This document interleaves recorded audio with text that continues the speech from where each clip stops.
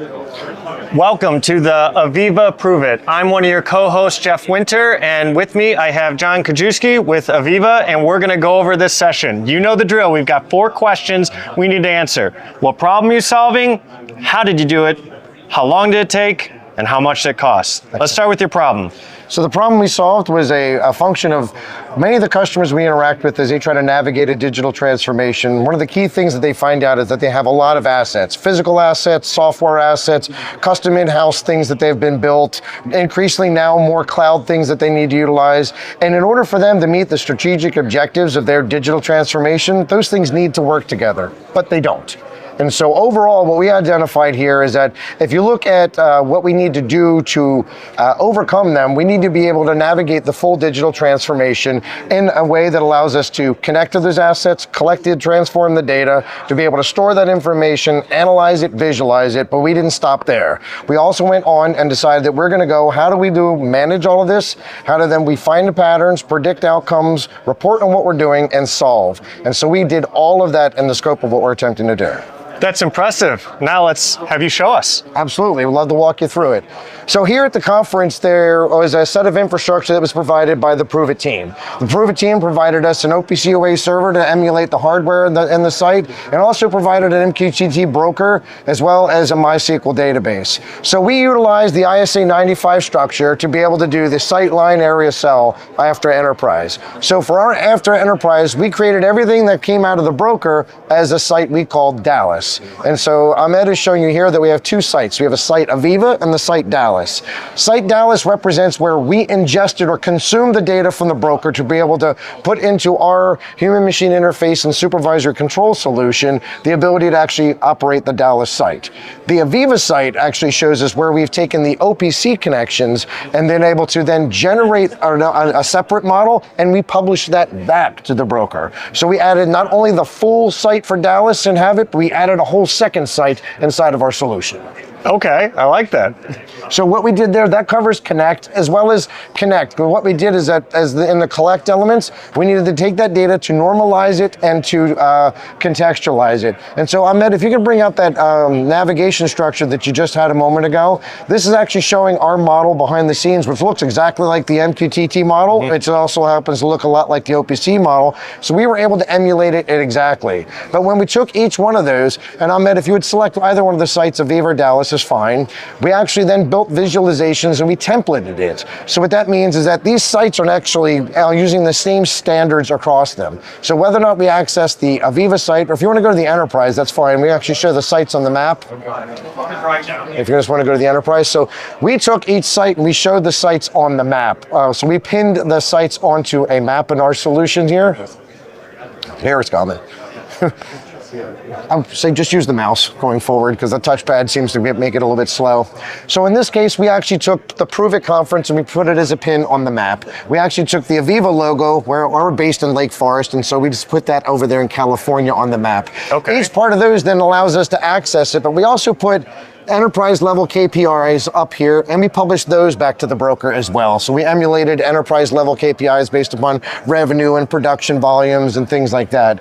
And so Ahmed, if you'll select one of the sites there, one of the sites, AVEVA, go ahead and select the AVEVA site. So each one of those pins, you can select it, click on it, and it'll take you down to the next level.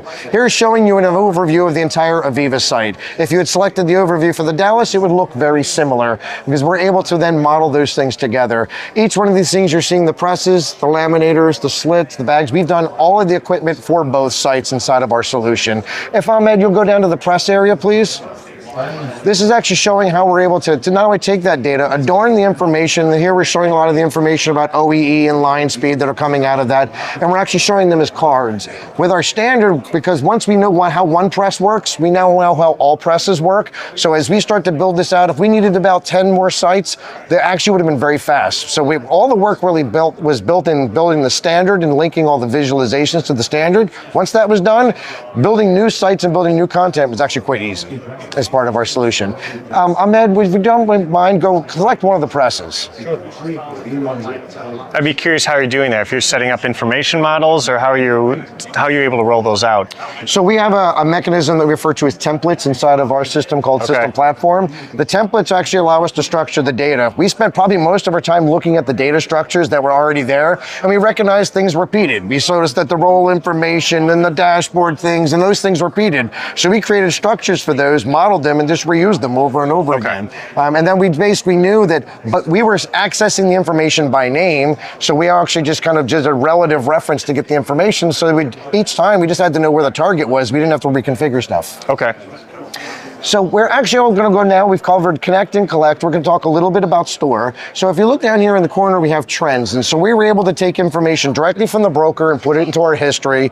And as well as we were able to take the information from the OPC server that we modeled and put it directly into our history. We're able to put all this information into our history, and then we can utilize it to analyze. So we also have reports. Ahmed, if you go to the second tab up there, so we actually generated a ton of reports here to be able to show shift level reports, even weekly reports as a part of this. So we're actually created a bunch of reports here, and here we're showing the PDF versions, but we could have published these as HTML as well. So this takes us through connect, collect, store, analyze, and we've already been showing you the visualize. And so Ahmed, if you don't mind going back to the web app over on the left there.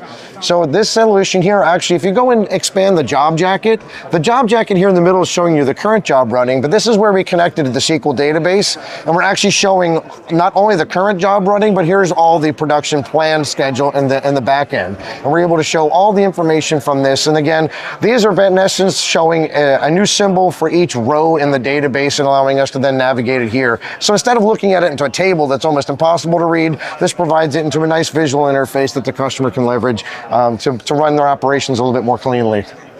So that takes you through the entire on-premise element of what we're talking about. And so that's connect, collect, store, analyze, visualize. I'm going to invite you to join me over here and look a little bit what my friend Pierre has built for us on the cloud side. So the first thing, Pierre, if you would go to the first tab there. So we actually are running that entire system behind you on our infrastructure as a service offering that we call Integration Studio. That means that we have virtual machines that are hosted up on a cloud solution. They're actually running these applications.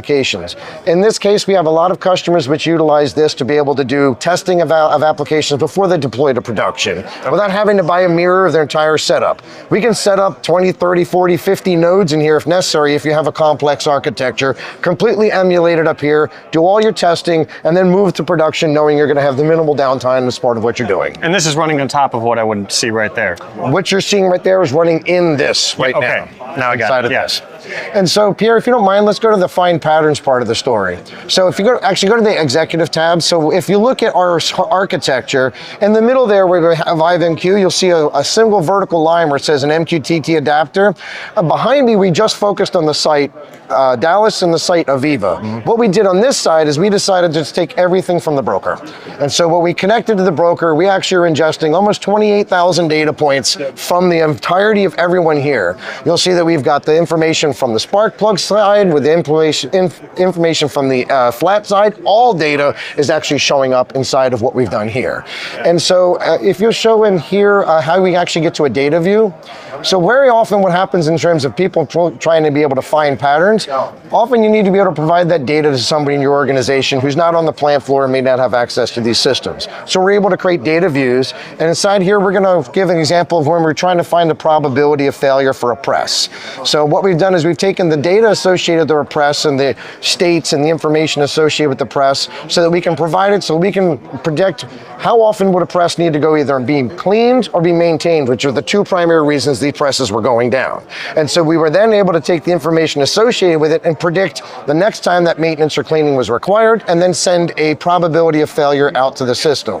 Actually, we need to go to the dashboard for Press 703.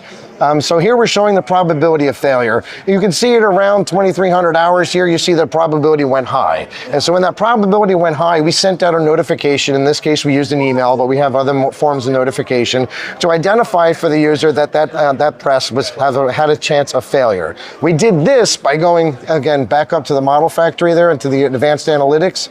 The first story I had around the data views, that story was focused more around a data scientist I'm not a data scientist. Pierre, who put this all together, is not a data scientist. So we also have a point-and-click interface to be able to use predefined artificial intelligence models. And so in this case, you can select the information area of interest, the time, the date, the type of model. In this case, we choose an anomaly detection model inside of this. And then we can actually train the model here. And it produced that output that Pierre had on that press dashboard. And this is how we did that work. How often does this run? Run on the schedule you identify. Okay. And I think in this case, we run on a data change. Okay. When new data arrives. So in this case, you can see it's running every 5. Okay. But we can identify and we can adjust that. So now that's taken us through manage, find patterns, and even predict outcomes. So now we're going to talk a little about report. So if you don't mind, would you go to we already did that one here, so let's go to the manager tab here. So we showed you an application over here that's running on premise. This is the thing that's running on the concrete side of the business. This is more the carpet side of the business.